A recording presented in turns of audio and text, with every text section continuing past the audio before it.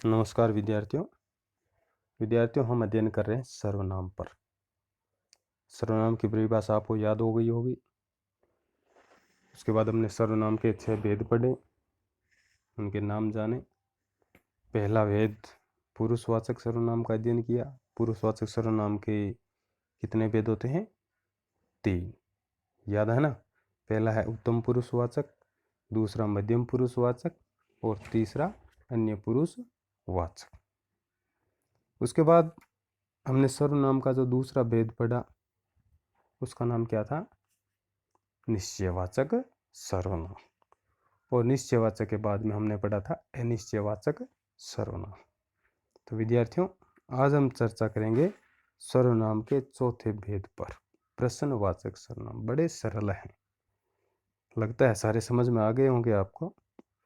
तो प्रश्नवाचक सर्वनाम, इसकी परिभाषा क्या है कि जिस सर्वनाम के माध्यम से किसी व्यक्ति, वस्तु, स्थान से संबंधित प्रश्न किए जाने का बोध होता है उसे प्रश्नवाचक सर्वनाम कहते हैं।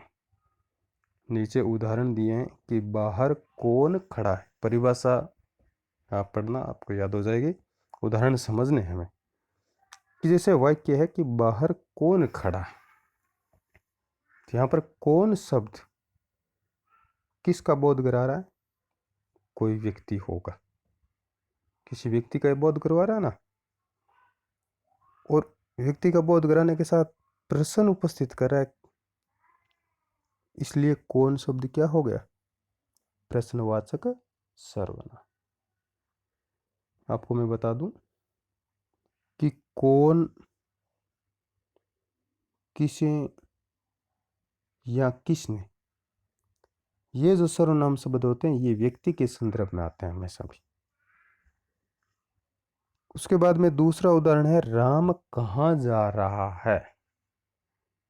स्थान का बोध करवा रहा ना, प्रश्न उपस्थित हो गया, तो कहाँ शब्द क्या बन गया? प्रश्नवाचक सर्वनाम। और कहाँ शब्द हमेशा स्थान के संदर्भ में प्रयुक्त होता है। इसके बाद में अगला उदाहरण है कि परीक्षा कब होगी। प्रश्न उपस्थित हो गया ना, कब होगी, तो कब, कब शब्द है ये क्या हुआ? ये हुआ प्रश्नवाचक सर्वनाम। और कब शब्द का प्रयोग कब होता है? समय के संदर्भ में, समय को लेकर के इस शब्द का प्रयोग हमेशा किया जाता है। इसके बाद में है आपको क्या चाहिए। प्रश्न उपस्थित हो गया, तो क्या शब्द बन गया? प्रश्नवाचक सर्वनाम। क्या शब्द है हमेशा वस्तु के संदर्भ में काम में लिया जाता है। आपको क्या चाहिए, आप कोई वस्तु मांगेंगे ना, तो वस्तु के संदर्भ में हो गया। परीक्षा कब होगी, तो आपको समय बताया जाएगा, समय के संदर्भ में हो गई। राम कहाँ जा रहा है, किसी जगह पर जा रहा है, तो स्थान का बोध हो गया हमें। बाहर कौन खड़ा है, कोई व्यक्ति खड़ा होगा, तो ये व्यक्ति के संदर्भ में हो गया। इसी तरह से अगला प्रश्न है कि राम आगरा कैसे जाएगा। अभी तो लॉकडाउन है, बसें बंद है, तो फिर आगरा कैसे जाएगा?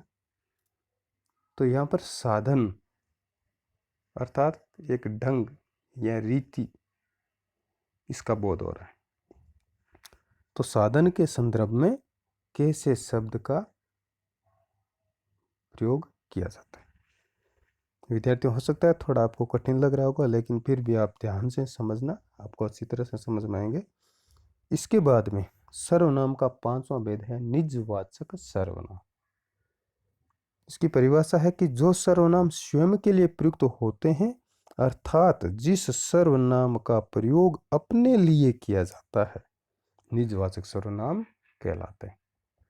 तो जिस सर्वनाम का प्रयोग हम स्वयं के लिए प्रयुक्त करते हैं वो सर्वनाम होता है निजवाचक सर्वनाम। आपको याद आया होगा, ऐसी बात अपने पीछे भी आई थी, याद ना? पीछे जब हम पहला भेद पढ़ रहे थे पुरुषवाचक सर्वनाम, उसमें हमने पुरुषवाचक का जो उत्तम पुरुषवाचक सर्वनाम पढ़ा ना, उसमें भी हमने यही पढ़ा था कि लेखक है वो या वक्ता है या श्रोता है वो अपने नाम के स्थान पर प्रयुक्त करता है। तो एक तरह से इसमें समानता बन रही है, लेकिन इसमें थोड़ा सा अंतर है। उसमें जो प्रयुक्त होने वाले सर्वनाम शब्द है वो अलग हैं। केवल आप शब्द ही एक ऐसा है जो निजवाचक में भी आता है और जो प्रश्नवाचक में भी आता है। उसका भी मैं आपको उदाहरण बता दूंगा, आपको पहचान हो जाएगी। तो निजवाचक सर्वनाम में क्या होता है कि स्वयं के लिए जब हम सर्वनाम प्रयुक्त करेंगे तो वो निजवाचक सर्वनाम होगा। जैसे मैं खाना स्वयं खा लूंगा, तो इसमें कहने वाला कौन है? मैं शब्द है कहने वाला, काम को करने वाला। इसने आगे जो सर्वनाम काम में लिया स्वयं, ये किसके लिए है? स्वयं शब्द मैं के लिए है, तो इसके साथ इसका संबंध बन गया। तो इस तरह से इसने स्वयं के लिए जब प्रस्तुत किया ना, तो ये बन गया निजवाचक।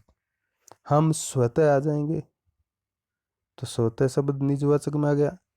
मैं अपना कार्य कर रहा हूँ, या जैसे हम कहते हैं, जैसे मैंने आपको बताया कि आप शब्द, जैसे वह वहाँ आप ही पहुँच गया था, तो इसमें क्या होता है आप ध्यान रखना, केवल आप शब्द आता है वाक्य में तब तो वो बनता है पुरुषवाचक सर्वनाम में, और उसके साथ दूसरा जब सर्वनाम जुड़ा हुआ आएगा और दूसरा सर्वनाम में निजता का भाव होगा, अपनेपन का भाव होगा, वहां पर निजवाचक सर्वनाम होगा। इसके बाद में सर्वनाम का अगला भेद है संबंधवाचक सर्वनाम। संबंधवाचक सर्वनाम की पहचान क्या होती है कि दो उपवाक्यों, दो वाक्य होते हैं ना छोटे छोटे, फिर वो दोनों वाक्य मिलकर के एक बड़ा वाक्य बनता है, या फिर दो संज्ञाओं में संबंध दिखाने वाले शब्द हैं, वो सर्वनाम संबंधवाचक सर्वनाम कहलाते हैं। जैसे जो करेगा सो करेगा, तो जो और सो ये दोनों शब्द क्या हो गए? संबंधवाचक। तो जो का संबंध किसके साथ है? सो।